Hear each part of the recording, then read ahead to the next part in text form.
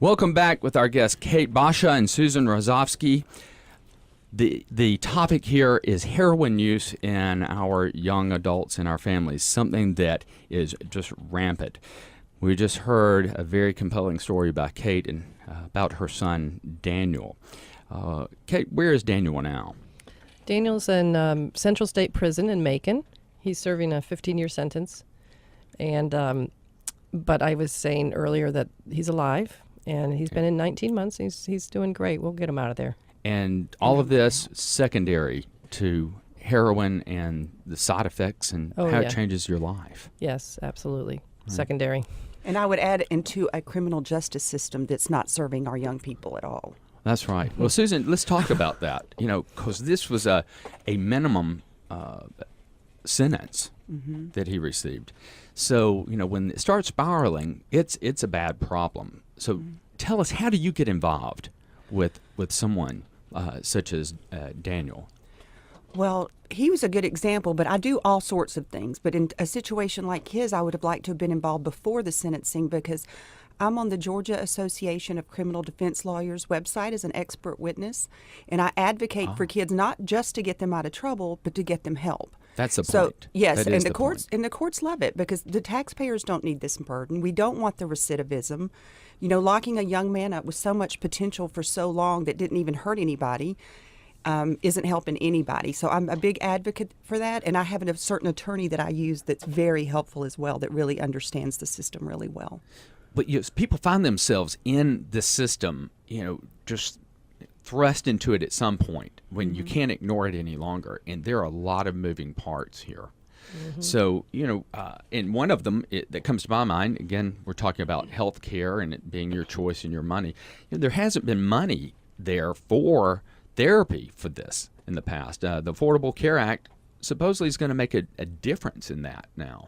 What's been your experience with the Affordable Care Act, and are there any benefits that they're and mental health, I don't see it helping, because what happens is they don't let clinicians like myself make decisions of what people need. So people that are practicing the riskiest behaviors like Daniel are ordered to a lower level of care like therapy or IOP, and their lives are at risk. It makes no sense. And they make them do these things while their life's at risk before they ever are allowed to do what I'm saying. We have something called ASAM levels of care that help us determine what level of care someone needs. Right. And if someone is practicing riskier behaviors, it's kind of common sense they need a higher level of care. But so that doesn't really work well. And they recommend things that don't work. You don't do therapy in a situation like this. Right. They need inpatient intensive care. Residential, long-term, motivating. And tell me, why are young people turning to heroin? I mean, it's huge now. I mean, there's alcohol, there's pot, there prescription drugs, but is it escalation? Yes. Yeah, and I would like to say one thing. Families always blame themselves, and they have a lot of guilt. But I see a lot of families from all over, typically middle class and up, because I am private pay. And I don't see anything in common. Some are divorced, some are married. Some are happy, some are angry. Some are strict, some are loose. All over the place, in different colors, different neighborhoods, but all in affluent north suburbs particularly. The only thing I see in common really is the culture and the way we raise them. Kate and I talk a lot about that. They've never hungered for anything in our neighborhoods. They kind of live in a bubble. I mean, wow. So this is exciting to them? This is just a way to rebel? Well, it's a little deeper than that. They have what I call a fantasy dependency thinking that they're brought up with. We kind of live in a fantasy bubble. I don't care what we expose them to. It's a fantasy bubble. Nothing else is really real for them. They're very dependent on us and this bubble they live in to maintain that fantasy style. Now reflect that back to drugs. Their fantasy and dependency to drugs. It's an easy way to have fun. They've never really had to work for anything. And now they'll tell me. They'll look at me and say, I get stoned because it's an easy way to have fun. Wow. I don't have to do anything. But why heroin? They don't start with that. No, the gateway over from an opiate, typically the prescription pills. 90%. Well, they all do. They all gateway. They don't just start with heroin. Not rare. That's very rare. And is it because they just get used to the prescription drugs? It's not giving them the high No, because anymore? what happens is they actually can't get them anymore because the parents are onto them. Okay. And the heroin dealers are well aware of the gateway effect. So they're up in the suburbs and they're infiltrating the schools, and the neighborhoods, and they deliver it, right to the house, and it's cheaper, and it's a better high. Okay, I'm sorry. They deliver it right to the house? Yes, they do. Wow. And it's cheaper, and also with addiction, you build tolerance. Right. Well, they that's need right. more. That's They need what I was more and more thinking. and more. So it's the tolerance and the ready supply and the cheapness of it. And how much of this is peer pressure? Not I mean- really. I think my son was embarrassed and hid it from his friends. He didn't like his addiction at all. Once he was really a full-blown addict, he was embarrassed by it.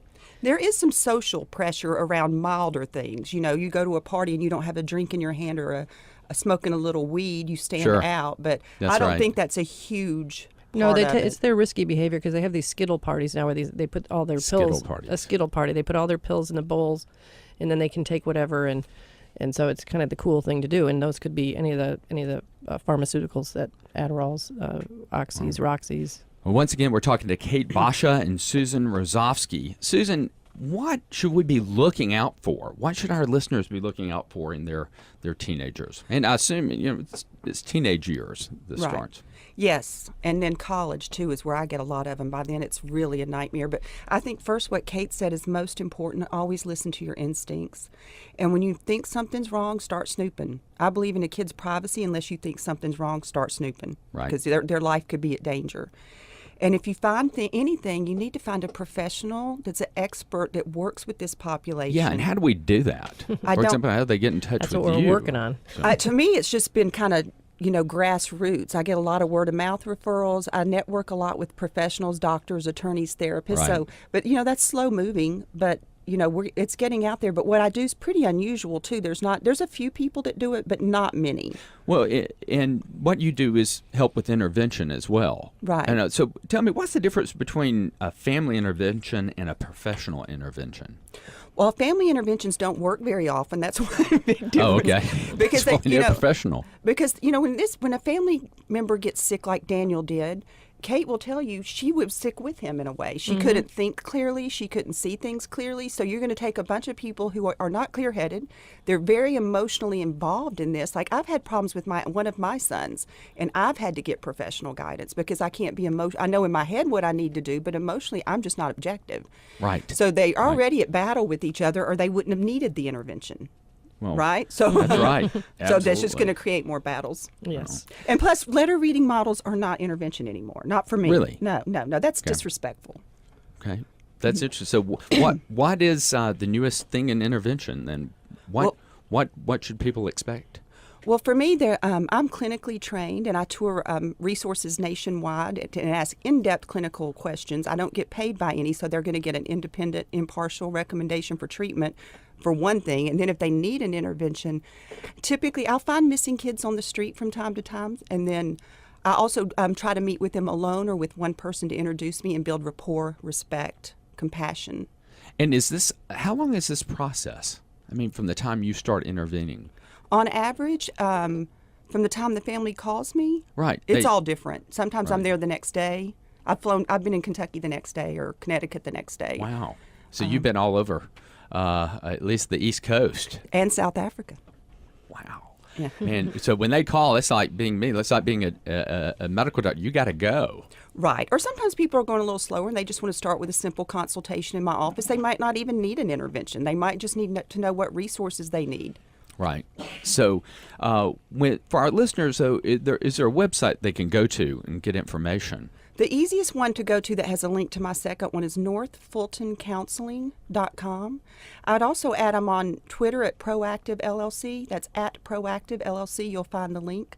And I post a lot of research, articles, things like that on this subject. That's great because I tell you, I think it's kind of silent. It's not silent to you ladies. You've been living it for quite a while. But it's not something that's very public. I guess parents are more comfortable talking about, oh, well, caught them with a little pot, a little Right. alcohol, socially It's very acceptable. But people are embarrassing not going to really go out there and talk about heroin. So, Kate, how do you bring yourself to do it? Well, because I wouldn't feel good about my world if this defines who I am. And I can save some kids' lives by speaking my story, and that's my intention. You can Google my name, Kate Basha, KATEBOCCIA, and you'll see a lot of different websites. Also involved with the Power of Peace Project. Power of Peace The Project. Power of Peace Project, and you can look that up as well. There's some YouTube videos, but we're trying to just create a group. We're trying to create a new movement of families and voices, and don't be fearful, stand together. We're not to blame. It's just we need to stop it now. We need to speak loudly to our elected officials and to our community leaders that this is a crisis. Children are dying. We've just lost another boy to suicide Friday night from Forsyth County. And it's hard to tell what's suicide and what's overdose, Right, too. Those exactly. numbers are not clear at all. Exactly. The statistics are very unclear, but the facts are that mothers are, in pain right now for this addiction. And I say my family's story underscores the issues that we face in our country regarding addiction, overdosing, suicide, and incarceration, and why we have broken budgets and why we have, overcrowded prisons. It's all intertwined, and we need to really address it. And it started a long time ago. And I say that publicly. It started in our inner cities, and we destroyed that community, and it's working its way out to the rest of the world by through these, our children just failing. And we need to stop it. We need to talk about it today. We And I don't do. have time to wait for the government. No, because they move way too slow. I would like to add my son. I had my son arrested at 18 for selling marijuana out of my basement. It was in the newspaper. There was a lot of nasty gossip about it. Kate's heard about it. What a terrible mother I was.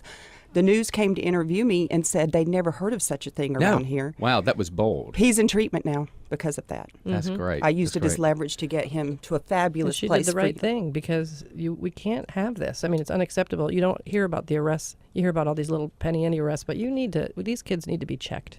That's right. Wow, what a compelling story. We could talk more about it. We could talk but for hours. I appreciate you ladies coming in and sharing your stories today. So thank you again, Kate Basha and Susan Rosovsky.